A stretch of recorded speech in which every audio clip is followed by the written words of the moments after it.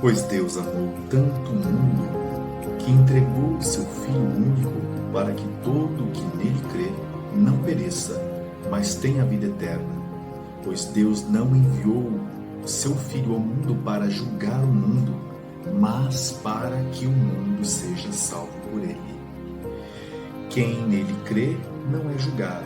Quem não crê já está julgado, porque não creu no nome do Filho único de Deus.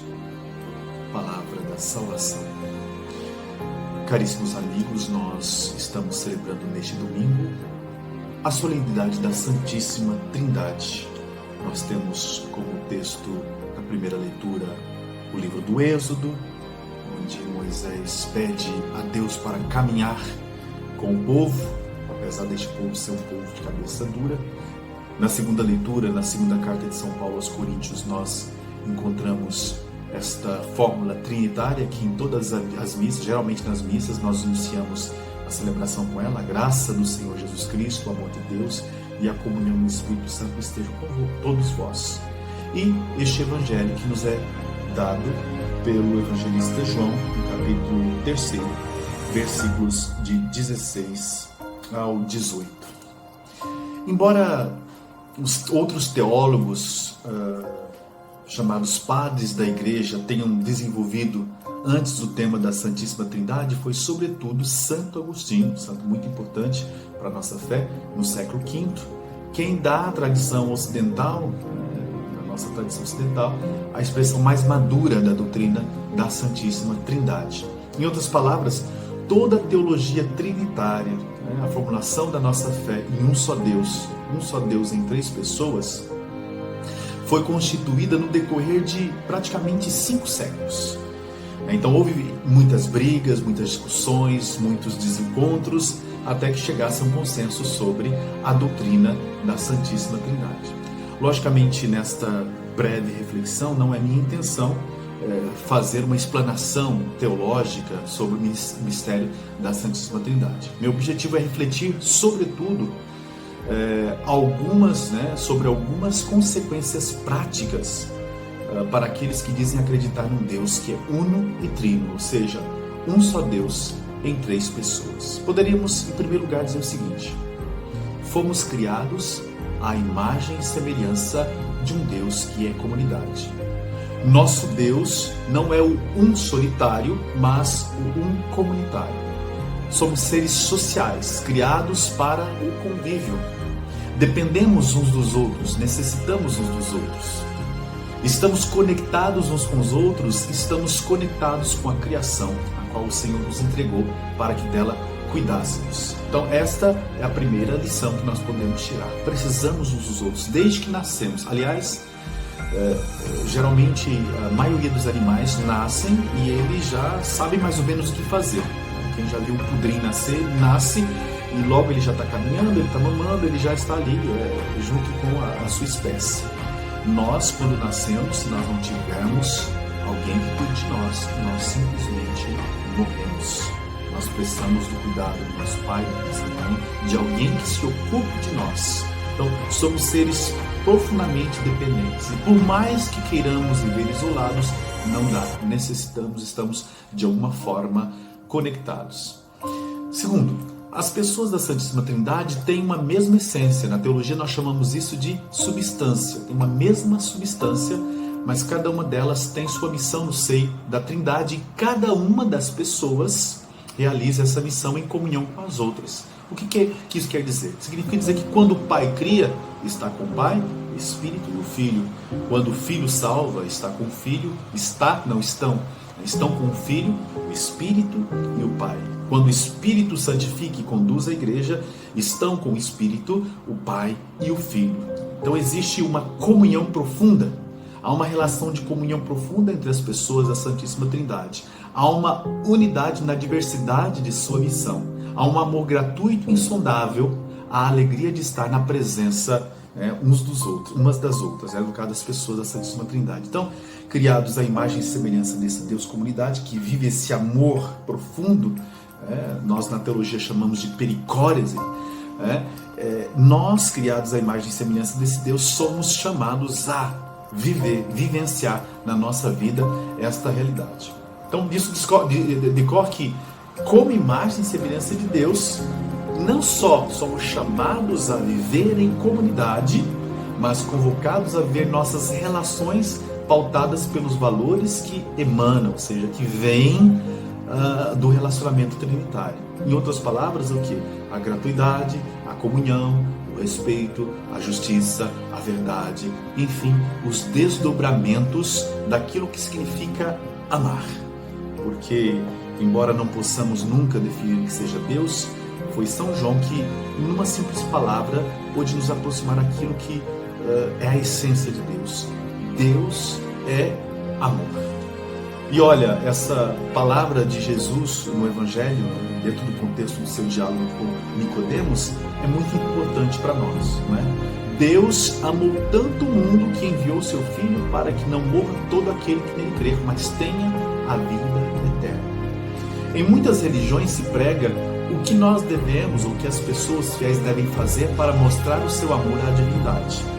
O cristianismo é a religião que nos faz contemplar o que Deus foi capaz de fazer para nos mostrar o quanto nos ama. E o que ele foi capaz de fazer? Ele foi capaz de assumir a nossa humanidade, assumir realidades tipicamente humanas para estar mais próximo de nós, porque quem ama quer estar próximo. Quem ama quer conversar, quer dialogar, quer tocar, quer vivenciar experiências, né, naquela pessoa amada. Então, Deus quis participar da nossa vida, assumiu essas realidades tipicamente humanas, logicamente menos o pecado, como nos ensina a Escritura e a Igreja, mas Ele veio ao nosso encontro para nos mostrar, Ele se inclinou à nossa humanidade, decidiu caminhar conosco, como nos diz a primeira leitura, vivenciar experiências então que nós vivenciamos, alegrias, sofrimentos, humilhações, dores e aquela que é a mais terrível de todas as experiências, que é a morte e a morte de cruz. Jesus assumiu tudo isso. Jesus, como vai dizer São Paulo na carta aos Colossenses, é a imagem visível do Deus invisível. Jesus, nas suas palavras, nos seus gestos, revela o amor misericordioso, as entranhas do amor de Deus, o estilo da Trindade, né, que é um estilo pautado por esses valores que nós acabamos de citar. Quem nele crê faz a experiência da salvação. Por quê? Porque crer não significa simplesmente fazer uma profissão de fé oral. Às vezes as pessoas pensam que para crer em Jesus basta falar eu creio em Jesus. Não. Crer em Jesus significa aderir a Jesus. Significa deixar-se influenciar pela mensagem de Jesus. Se eu digo que eu sou um cristão, mas que a mensagem de Jesus não influencia o meu modo, por exemplo, de viver em família, o meu modo de trabalhar, o meu modo de lidar com os negócios, o meu modo de lidar ou de conduzir a política, a economia, se eu digo crer em Jesus e a minha comunicação não é pautada pelos valores que Jesus traz pela sua vida e pelas suas palavras, eu estou sendo hipócrita, eu estou vivendo uma religião de aparência, ou pior ainda, eu estou fazendo da religião um instrumento para fazer o mal, porque infelizmente, como eu já disse em outros vídeos, a religião é um signo aberto e ela pode sim ser instrumentalizada para fazer o mal. Então, vejam, crer em Jesus, o Frei Beto vai dizer, não basta ter fé em Jesus, é preciso ter a fé de Jesus, uma fé que se traduz em obras, né? Uma fé que se traduz em verdade, em justiça e tudo mais. Jesus vai dizer assim, aquele, né, que é da verdade, ele gosta da luz. Aquele que não gosta, né, que não vive a verdade, ele não gosta, ele prefere as trevas.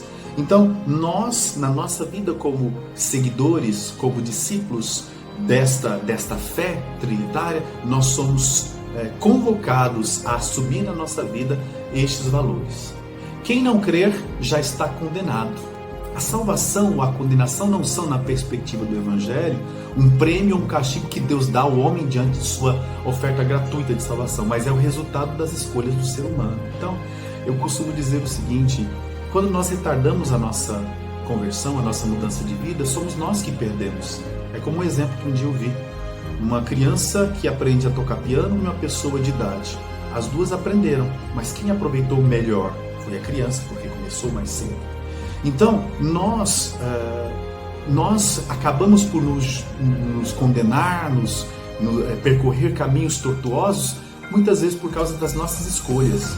E o filósofo existencialista Jean-Paul Sartre, ele afirmou o seguinte: o homem está condenado a ser livre.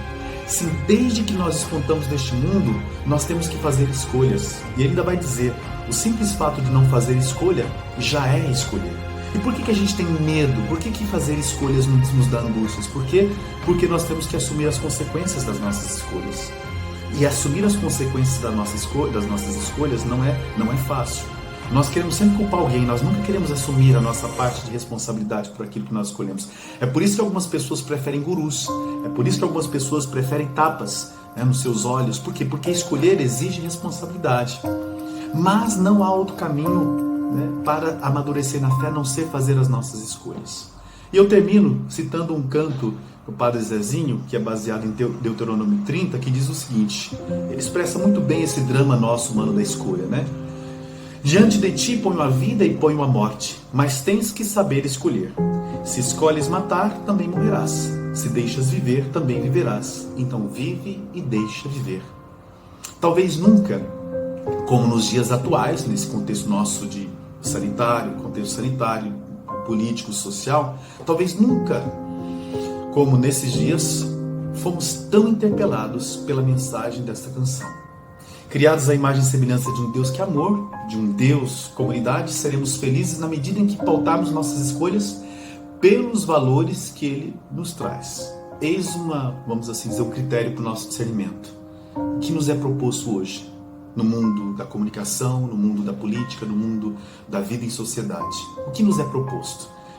Está sendo pautado pelo amor, pela verdade, pela justiça, pela solidariedade? Ou antes pela violência, pelo ódio, pela mentira? Então cabe a cada um de nós escolher. Se Deus nos criou para o amor, escolhamos o caminho do amor. Deus abençoe você e a sua família.